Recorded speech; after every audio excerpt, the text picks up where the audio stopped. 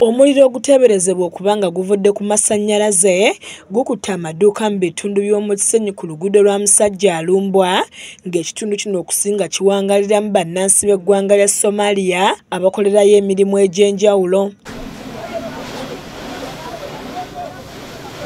Poliisi enzimyamwoto etuuse mangu n'etandika okuzikiza omuliro guno nga tegunnalanda nnyo, ng'abamu ku Basomaali balabiddwako nga basobeddwa ate nga balala bagezezzaako okusomba ebintu ebisimattuse.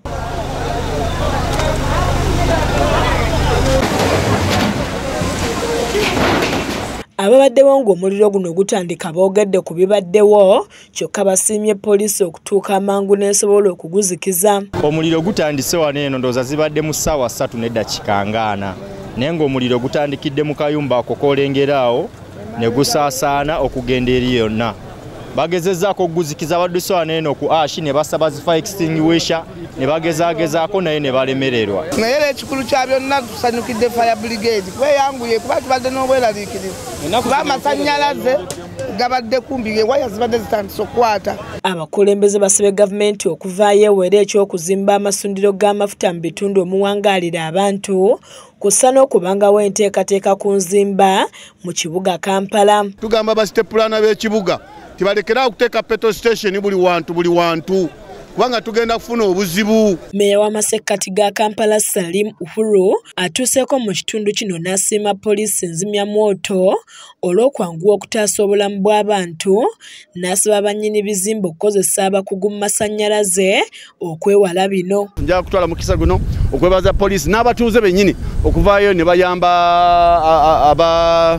abafiiriddwa emaali zaabwe. Era nsaba busabi tuve ku bano bajuwakali umeme bajuwakali tukozese bakekakensa umeme si bano jangu okyuse layini wano jangu okole kino tubeere nga tukoza ba professional. Dennis Namuwoza nga yakulira poliisi enzimyamwoto ayogedde ku njega eno ng'asabye abantu bulijjo okubategeeza mu budde ng'omuliro gukutte, n'asaba ne bannyini bizimbe okubissaako ebyuma ebizikiza omuliro ate babizimbe nga biri ku pulaani. Zino makeshift mulimu waliwo congestion mungi nnyo, so omuliro guspreadinze nnyo naye tumakinze sure tugudisablinze.